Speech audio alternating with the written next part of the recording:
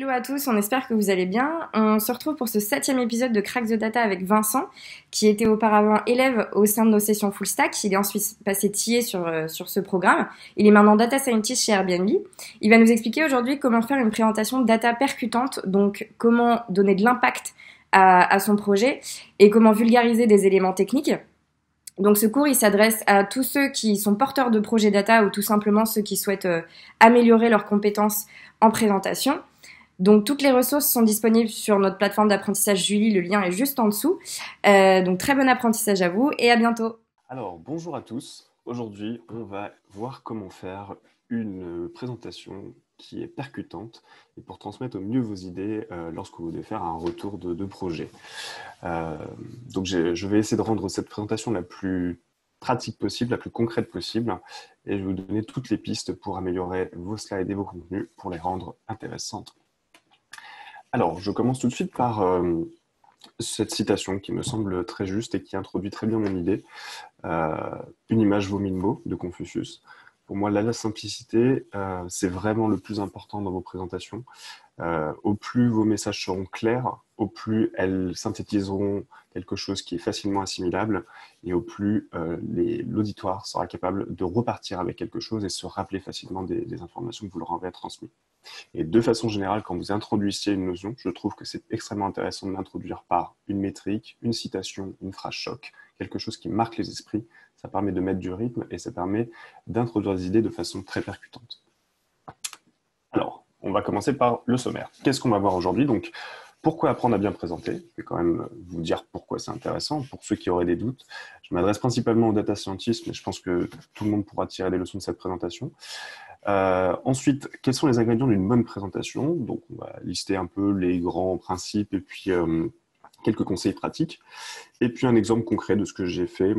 J'ai produit un petit projet de data science et j'ai voulu vous montrer comment on pourrait le présenter de façon originale et intéressante.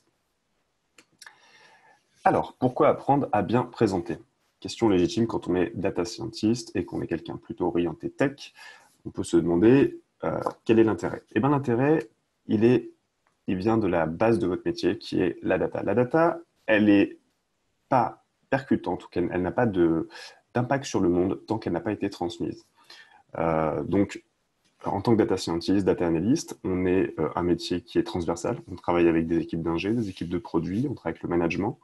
Si on n'arrive pas à mettre en avant nos conclusions, si on n'arrive pas à faire valoir nos idées, si on n'arrive pas à défendre nos modèles, si en fait tout ce que l'on fait et de façon très technique n'est pas mis aux yeux du monde de façon évidente, claire, limpide et percutante, notre travail en fait ne s'incarne pas. On n'a pas d'impact sur l'entreprise et concrètement en fait on a presque plus de valeur. C'est presque ce que je voudrais dire. Donc si on n'arrive pas à défendre notre travail, notre métier ne peut pas aboutir. C'est pour ça que c'est très important de savoir présenter ce qu'on fait. Donc, j'ai présenté ici les 4 grandes raisons pour lesquelles on pourrait vouloir présenter quelque chose. On peut vouloir présenter quelque chose pour informer. De façon générale, on essaie d'informer sur ce que l'on a fait, mais pas seulement. On peut également essayer de divertir, et c'est une belle chose de mélanger l'information et le divertissement. Je pense que c'est un mélange très subtil qui permet en fait de garder l'attention des gens. Inspirer également.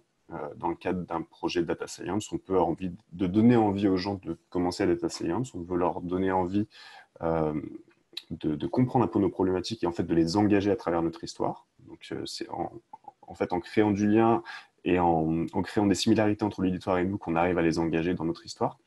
On verra par la suite comment. Et on veut également influencer, donc ça c'est plus dans le cadre d'une organisation ou dans un rapport hiérarchique où on veut par exemple inciter notre manager à prendre des décisions. Donc là on va vouloir mettre en avant des conclusions fortes, claires, précises, et on ne veut pas qu'il y ait de doute qui s'immisce dans sa tête. Donc voilà, maintenant qu'on a défini pourquoi c'était important d'être un bon présentateur ou de savoir présenter les choses, on va lister, on va voir ensemble quels sont les ingrédients d'une présentation data efficace. Alors, j'ai commencé tout de suite par ce visuel qui synthétise assez bien ce que je vais vouloir vous expliquer tout au long de ces conseils. La data, c'est votre base, c'est votre fondement. Vous partez de la data pour exprimer un certain nombre de choses. Vous allez faire des calculs de moyenne, de médiane, vous allez tirer des graphiques, vous allez pouvoir monter soit un produit, soit même tirer une histoire de toutes vos données. Donc, vos données, c'est vos fondements. Derrière, pour que vos données soient transmissibles auprès de quelqu'un, il faut utiliser l'aspect visuel de nos yeux, parce que nos yeux sont très puissants pour reconnaître des formes, des patterns et surtout pour se rappeler des choses. Et donc, intégrer de la visualisation dans nos présentations à partir des données, c'est très puissant. Donc, quand je dis visualisation, ça peut être soit des graphiques, ça peut être également des logos, ça peut être tout ce type de choses. Par exemple, ce que je vous présente là, c'est un visuel. Donc, quand vous faites une présentation, intégrer du visuel au maximum. C'est ce qui permettra à l'auditoire de se rappeler des choses et surtout de comprendre très vite ce que vous voulez lui dire. Et enfin, le narratif, c'est la façon qui permet en fait de sublimer votre présentation, c'est de lui mettre un cadre narratif, raconter des histoires. C'est ce que font les publicitaires de manière générale quand ils veulent vous vendre un produit. Et je vais vous expliquer après comment on fait, mais c'est extrêmement important de le faire. Ça permet à l'auditoire de s'engager davantage dans votre présentation. Alors la méthode, je vais être assez rapide. Pour moi, il y a 3 points importants à noter avant de commencer une présentation. Il faut se poser ces questions. Quel est mon objectif ? Je fais une présentation, quel est mon objectif ? Est-ce que mon objectif, c'est juste d'informer les gens ? Est-ce que mon objectif, c'est d'influencer les gens ? Est-ce que mon objectif, c'est d'inspirer les gens ? Les TED Talks, par exemple, souvent, le but, c'est d'inspirer les gens. Donc, les histoires sont souvent... il y a un cadre narratif extrêmement fort dans les TED Talks. Et on remarque qu'on essaye d'y mettre un maximum de détails auxquels l'auditoire peut se rattacher. Et en fait, en définissant votre objectif, donc je vais prendre un exemple tout bête, vous avez fait un projet de machine learning, un objectif qui serait complètement valable, ça serait je souhaite présenter à l'auditoire quelles ont été mes difficultés pour qu'ils puissent en retenir une forme de leçon. Et je veux leur montrer à quel point le deep learning est efficace pour reconnaître des chiens et des chats, par exemple. Et bien, une fois que vous avez défini ces 2 grands objectifs, vous pouvez vous dire ma présentation va être orientée pour répondre à ces objectifs. Ça veut dire que vous allez essayer d'y indiquer un maximum d'échecs que vous avez rencontrés, comment vous y avez fait face. Et en fait, vous allez mettre en place tous les éléments qui vont venir permettre de remplir cet objectif. Donc, c'est important de se poser cette question au début et de ne pas partir juste je vais faire une présentation, mais je ne sais pas qu'est-ce que je vais atteindre comme objectif. La deuxième chose, c'est quelle est mon audience ? Et ça, c'est hyper important quand vous présentez quelque chose. Si vous avez une audience hétérogène, si vous êtes face à des néophytes, des gens qui connaissent rien à la data ou au domaine sur lequel vous êtes en train de parler, vous n'allez pas présenter les choses de la même façon. Vous n'irez pas dans le même niveau de détail. À JEDA, par exemple, vous avez des gens qui s'intéressent à la data, mais qui ne sont pas des statisticiens, qui ne sont pas des développeurs, ou parfois même sont juste les amis de personnes qui présentent. Et donc, il faut qu'eux aussi aient de la matière à digérer pendant votre présentation. Et si vous allez dans un niveau de détail beaucoup trop important, vous allez les perdre. Donc, adaptez votre contenu à votre audience. Et enfin, la durée de la présentation, je pense que c'est essentiel. Une fois que vous savez que vous devez faire 8 minutes de présentation, adaptez le contenu à vos 8 minutes. Ces 3 éléments-là vont permettre de définir la grande structure, le grand squelette de votre présentation. Et ensuite, vous pouvez dérouler. Ensuite, l'organisation du contenu. Donc, l'organisation du contenu, pour moi, ça passe par du narratif, comme je vous l'ai dit au début. J'ai trouvé ce schéma extrêmement clair. Qu'est-ce que c'est que le narratif ? Donc, je ne vais pas vous donner des cours de littérature, mais le narratif, ça part d'une situation initiale, un élément perturbateur qui va donc, par exemple, une problématique contextuelle qui est liée à votre organisation, elle n'arrive pas à fidéliser ses clients.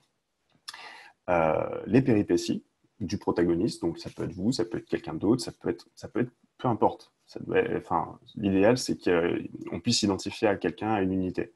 Donc, les éléments les péripéties, par exemple, ça peut être tous les éléments auxquels vous avez dû faire face pour développer votre modèle de machine learning, qu'est-ce que vous avez appris, et donc ça suit une forme de chronologie.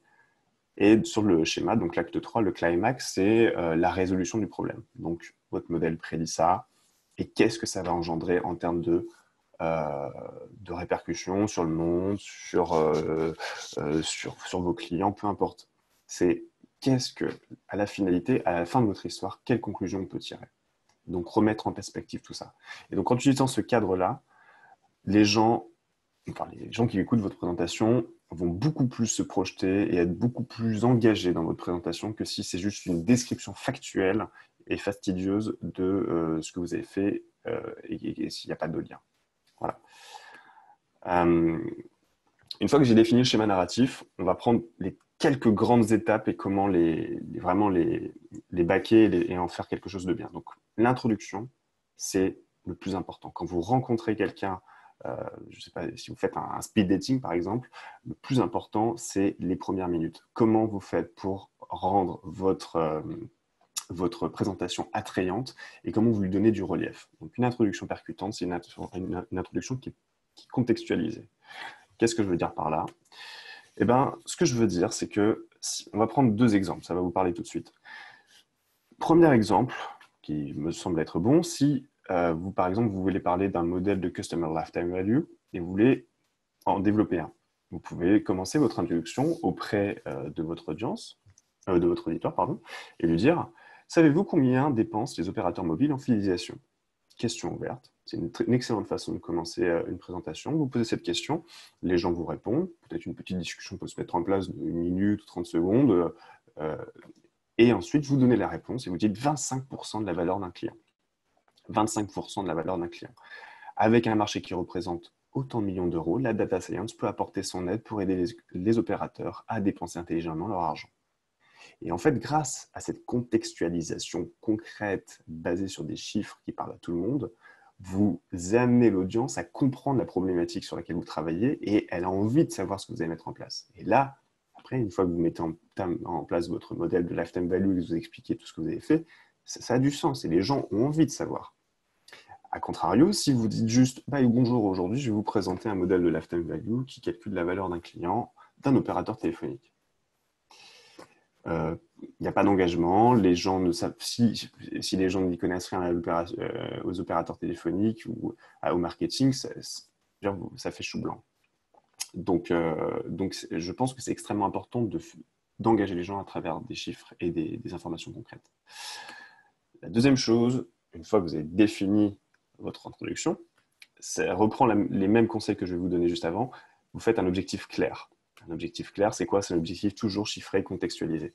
Une fois que vous avez dit que vous avez présenté la situation, vous dites, écoutez, je vais vous montrer comment réduire les coûts de fidélisation de 15% grâce aux données historiques du client et un modèle BFM, qui est un modèle de lifetime value. Ok, clair, on sait où on va, on sait ce qu'on doit atteindre, c'est concret, ça parle.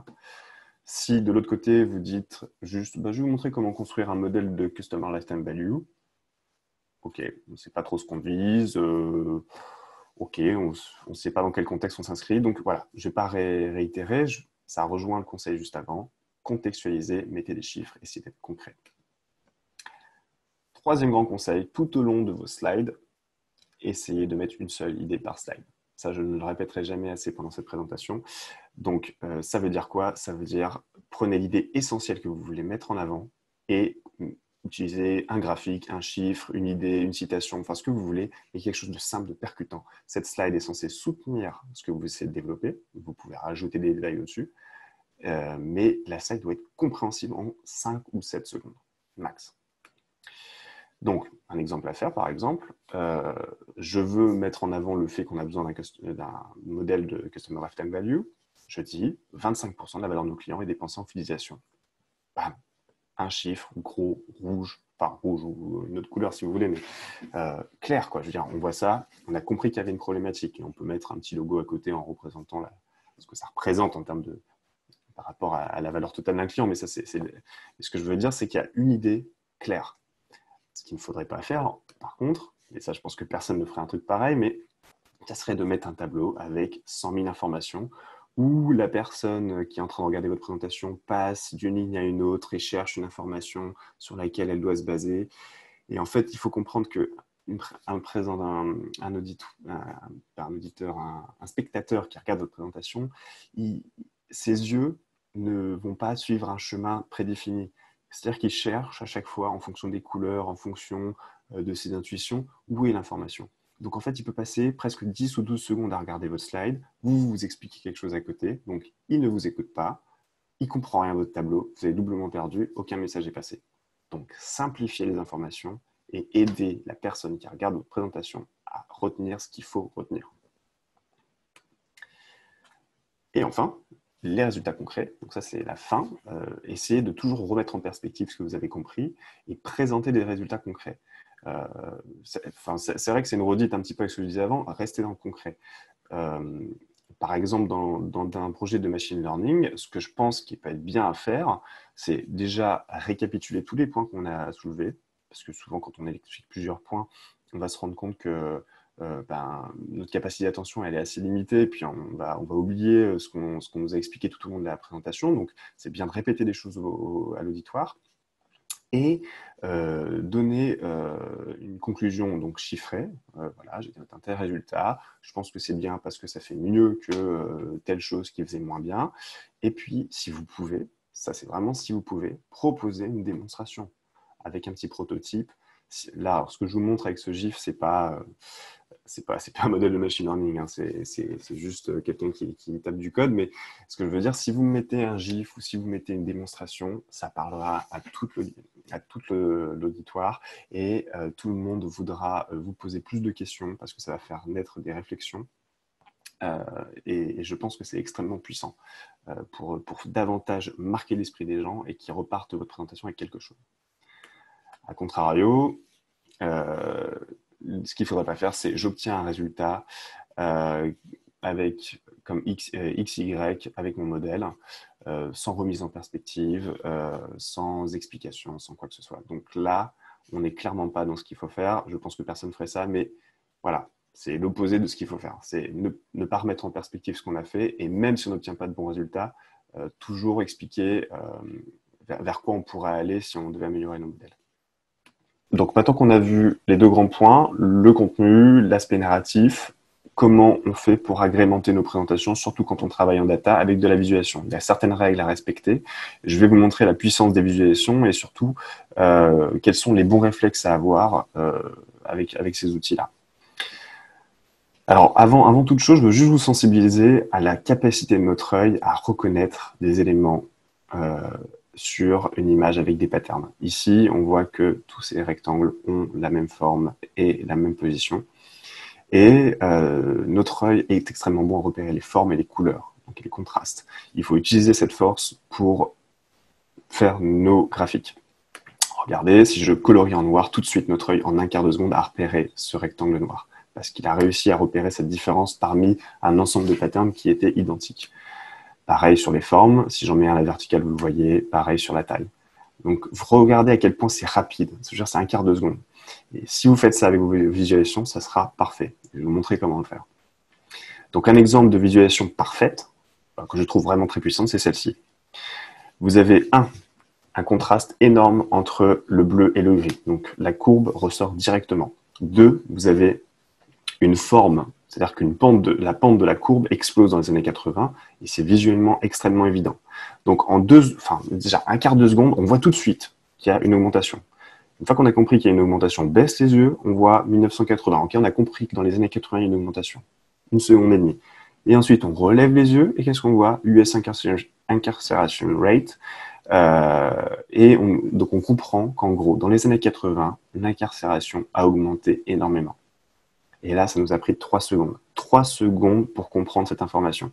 Et après, vous pouvez commencer à raconter tout ce que vous voulez autour de cette incarcération, rajouter des détails, expliquer, remettre en contexte, donner des informations supplémentaires. Mais ce super chart fait un travail de dingue, parce qu'il est simple, parce qu'il joue sur les forces de nos yeux.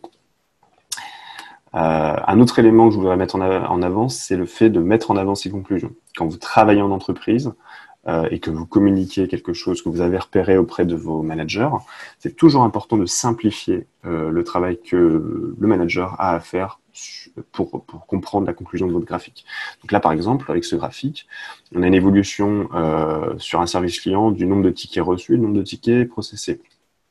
Donc, il y a pas mal de chiffres, il y a pas mal de barres, il y a 2 couleurs différentes. Au bout de 5 à 7 secondes, on commence à repérer qu'il y a des différences à partir de août entre les barres rouges et les barres bleues, mais on ne sait pas vraiment à quoi c'est dû. Bref, on est un peu perdu et je pense qu'il faut beaucoup d'informations pour vraiment remettre en contexte ce graphe. Donc, il ne se suffit pas à lui-même. Par contre, ici, comment faire quelque chose de plus puissant? Vous simplifiez votre graphe. Donc, vous faites un line chart qui est extrêmement puissant pour les graphiques temporels. Vous n'avez plus que 2 courbes à regarder, donc déjà, c'est beaucoup plus simple pour l'œil. En plus, ces 2 courbes se séparent au bout d'un moment spécifique, c'est le mois de mai, et ça se voit visuellement. Donc, on comprend tout de suite en 2 secondes qu'il y a une différence entre le nombre processé et le nombre reçu. Bam. Ensuite, qu'est-ce qu'il y a de plus? Il y a une information en plus qui est ajoutée. Donc, on a rajouté une information pour aider le lecteur à comprendre ce qui se passe. 2 employés ont quitté en mai. Ok, on comprend qu'il y a 2 employés, donc c'est sûrement ça qui a provoqué cette différence. Et enfin, un appel à l'action qui est en haut, approuver l'embauche de 2 personnes supplémentaires. Et ça, voilà, en 5 secondes, on a une conclusion qui est mise en avant. Et si un manager a ça devant lui, c'est pas très compliqué de prendre une décision par rapport à ça. Donc voilà, vous pouvez voir qu'en mettant en avant vos conclusions et en simplifiant vos graphiques, votre présentation passe beaucoup plus rapidement et beaucoup mieux. Je continue à faire des exemples sur la simplification de vos graphes. Donc là, je mets en avant un tableau que j'ai trouvé sur Internet, un tableau qui met en avant les résultats d'une entreprise par poste de dépense. Et en fait, là-dessus, concrètement, on ne sait pas quelle conclusion tirer. Comme sur l'exemple précédent, il y a beaucoup d'informations. Imaginons que nous voulions mettre en avant le fait que nous soyons passés en positif pour le revenu net par action, qui est devenu positif en 2006, mais qui était négatif avant. Là, c'est clairement pas évident. On a mis plein d'informations. Qu'est-ce qu'on peut faire pour rendre ce tableau beaucoup plus visuel? Eh ben, on peut faire quelque chose dans ce goût-là. On peut dire, bon, écoutez, en 2002, on était à moins $5. 2003, moins 0,87, moins 0,13 en 2004, moins 0,2 en 2005, et devinez quoi, en 2006, on est passé en positif, les gars, wouh! Et là, ça a une autre gueule, je veux dire, vous êtes en train de raconter quelque chose de façon complètement logique, visuelle, compréhensif, et ça a pris 3 secondes, et vous rajoutez un petit gif pour faire marrer les gens, et voilà, le tour est gagné.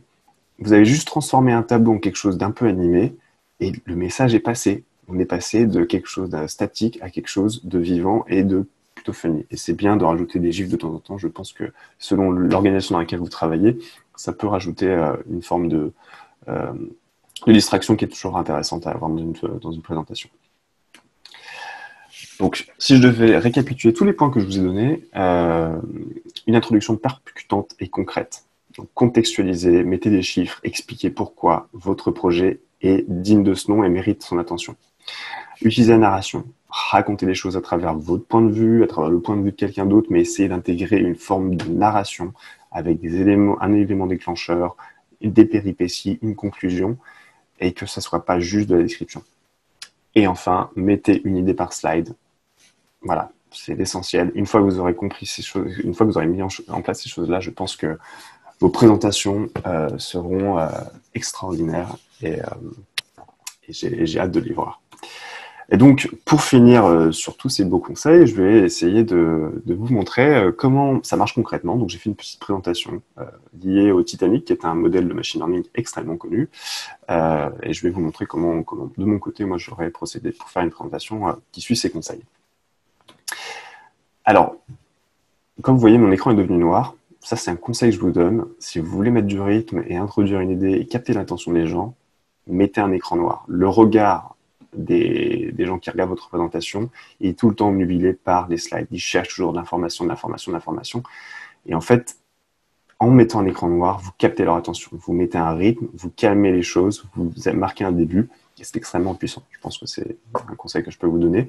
Donc là, par exemple, si je devais faire mon introduction, je rappellerai déjà, et ça, vous saviez qu'il y a eu 1500 morts sur le Titanic. 1500 morts, c'est extraordinaire. Enfin, je veux dire, c'est vraiment un désastre titanesque.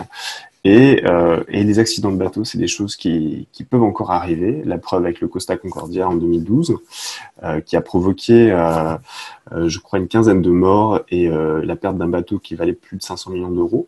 Alors, on n'est plus sur les mêmes volumes de morts, mais je trouve que ça pourrait valoir le coup d'utiliser la data science pour aider à éviter ce genre de problème. Et justement, dans ce cadre-là, j'ai eu le capitaine Francesco Schettino, qui a été appelé Captain Cowards, parce qu'il a quitté le bateau avant les passagers. Il a eu des petits soucis, et en fait, il est venu me voir, et il m'a demandé ça. Il m'a dit « Salut Vince, tu peux m'aider ?» Je lui ai dit « Bah oui, qu'est-ce qu'il y a Francesco ?» Et il m'a expliqué qu'en fait, il aimerait avoir moins de morts quand il s'amuse avec son paquebot sur la côte, et il voulait savoir si je pouvais l'aider là-dedans. Je lui ai dit, écoute, je vais voir ce que je peux faire. La data science fait des progrès et il y a moyen que je puisse te donner un coup de main.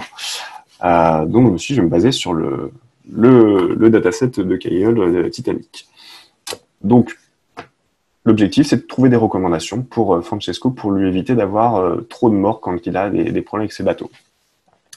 La gestion des valeurs nulles. Donc, comment je vais procéder? Je vais gérer les problèmes auxquels j'ai fait face, donc la gestion des valeurs nulles, l'exploration des données de façon visuelle, tout ce que j'ai pu rajouter à mon dataset pour le rendre plus efficace pour mon modèle, et la partie modeling, et enfin les recommandations que je vais apporter à Francesco. Alors, de façon très synthétique, qu'est-ce que j'ai dans mon dataset? J'ai 840 passagers, ce qui représente 44% normalement du nombre total de personnes qui étaient présentes sur Titanic. Donc c'est relativement significatif en termes de volume. J'ai les identités de ces personnes, donc leur âge, leur sexe, leur nom, leur classe sociale et leur relation à bord. C'est 3 éléments très importants qui sont à ma disposition pour permettre de déterminer si les personnes sont mortes ou pas. Et donc on va essayer d'évaluer qu'est-ce qui a le plus joué ou pas dans le fait que quelqu'un ait survécu après l'accident du Titanic. Alors, première chose que je dois gérer, c'est les valeurs nulles. Je ne peux pas commencer mon modèle sans avoir géré les valeurs nulles. Donc j'avais 2 valeurs nulles sur la partie embarcation, donc j'ai essayé de gérer ça. Ce que je me suis dit, c'est que comme j'ai vu que les 2 personnes qui avaient des valeurs nulles sur cette partie embarcation avaient payé un ticket autour de 80 $ et étaient en première classe, je me suis dit, je vais segmenter tous mes passagers selon ces critères pour avoir une distribution du prix selon leur embarcation et la classe de leur billet. Et j'obtiens ce graphique sur ma droite, et en fait, ce que je remarque, c'est que les personnes qui étaient en première classe, donc en rouge, et qui ont payé à peu près 80 $, donc ici, c'est pas autour de 80 $, et ici, la médiane est beaucoup plus basse, ici, la médiane est autour de 80 $, sont partis de Cherbourg. Donc, j'ai déduit que la valeur nulle était Cherbourg, puisqu'il rentrait parfaitement dans cette segmentation. Donc j'ai pu remplacer mes valeurs nulles, j'étais content. Deuxième étape, l'âge. J'avais 60% de valeur nulle pour l'âge, ce qui était 40% de valeur nulle pour l'âge, ce qui était un problème. Donc j'ai utilisé un modèle qui s'appelle le modèle MICE, qui est le modèle Multivariate Imputation by Chain Equation, qui est un modèle réputé pour remplacer les valeurs nulles. Et donc j'ai utilisé ce modèle avec quelques features et j'ai généré un output qui me montre en fait les valeurs de l'âge imputées par le modèle. Et j'ai constaté qu'en fait la distribution était relativement la même que celle des âges initiaux que j'avais dans mon dataset. Donc je me suis dit que le modèle n'était pas parti en vrille et qu'il m'a sorti des choses cohérentes. Donc j'ai remplacé les valeurs nulles par l'imputation de mon modèle. Donc j'ai pu remplacer mes 60% de valeurs nulles, ce qui était une bonne chose. Et donc, j'ai pu commencer à regarder visuellement ce qui se passait dans mon dataset. Donc, ce qui se passait dans mon dataset, premièrement, ce que j'ai remarqué, et ça, je pense que beaucoup de personnes doivent le savoir, c'est que l'âge a été un énorme driver pour savoir si... l'âge, et le sexe ont été un énorme driver pour savoir si on a survécu ou pas. Ici, vous avez la visualisation des hommes et des femmes qui ont survécu ou qui sont morts. On voit que pour la partie homme, on a une énorme pique-cri qui montre qu'il y a eu beaucoup de morts, contrairement aux femmes, où il n'y en a eu quasiment aucun.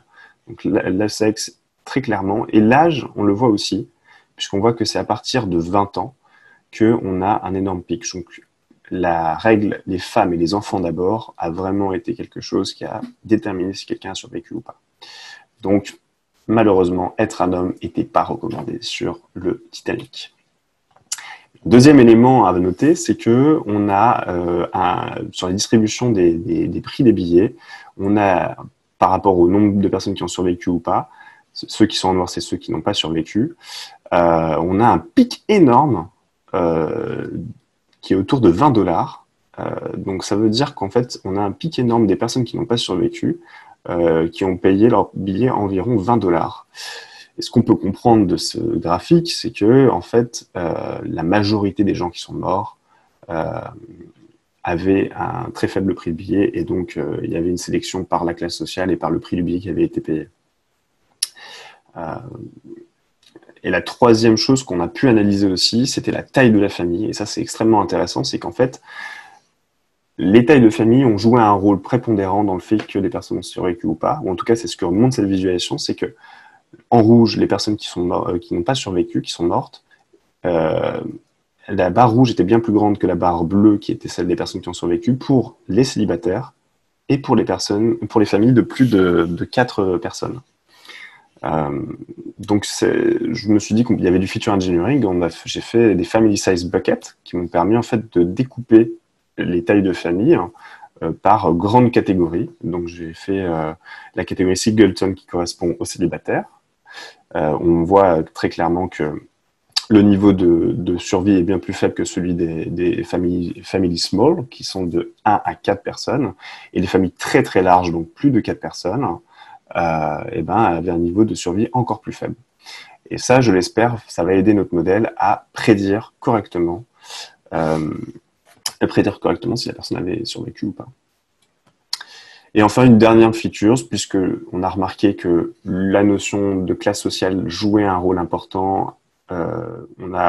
J'ai utilisé la colonne names, qui était une valeur pas très intéressante dans le sens où elle n'avait que des valeurs uniques pour chaque personne. Et donc, j'ai extrait le titre de la personne. Donc, si c'était Mr., Mrs., Master, et qui évoquait également la classe sociale du passager, pour créer une nouvelle feature, ce qui s'appelait title, afin de toujours aider davantage notre modèle à déterminer si un passager avait survécu ou pas. Et donc, on a mis en place, enfin, la partie modeling arrive, on a mis en place un modèle de random forest classifier qui avait pour but de nous prédire si les personnes avaient survécu ou pas avec toutes les nouvelles features que nous avons créées. Et on obtient une accuracy de 85%, ce qui est vraiment pas mal. Dans 85% des cas, nous avions des prédictions justes, avec une courbe ROC qui correspond à Receiver Operating Characteristic. Ça veut dire, cette courbe représente en fait la performance du modèle par rapport à du hasard complet. Le hasard complet, c'est la courbe en diagonale. Et on s'aperçoit qu'en fait, notre modèle prédit vraiment très très bien les personnes qui sont mortes. On atteint 80% de true positifs, donc de prédictions justes, quand on n'est même pas encore à 20% de false positive, donc d'erreurs. Donc on peut considérer que ce modèle est vraiment très bon puisqu'il a une courbe ascendante, la courbe ascendante la courbe ascendante ROC est vraiment très très belle et prouve que notre modèle est digne de confiance. Et donc ça veut dire qu'en regardant les features importantes, on peut les regarder avec une certaine sérénité. Et qu'est-ce qu'on voit? En première position, le title, ce qui est une bonne chose. Ça veut dire qu'on a créé une feature qui était intéressante. Le sexe, le prix du billet et l'âge. Donc, c'était des choses qu'on avait vues dans notre data visualisation. Être une femme ou être un homme jouait énormément. Le prix du billet et le title reflètent la sélection par la classe sociale. Et l'âge également, qui fait référence à la règle les enfants et les femmes d'abord. Et donc, qu'est-ce qu'on peut dire à la fin de tout ça?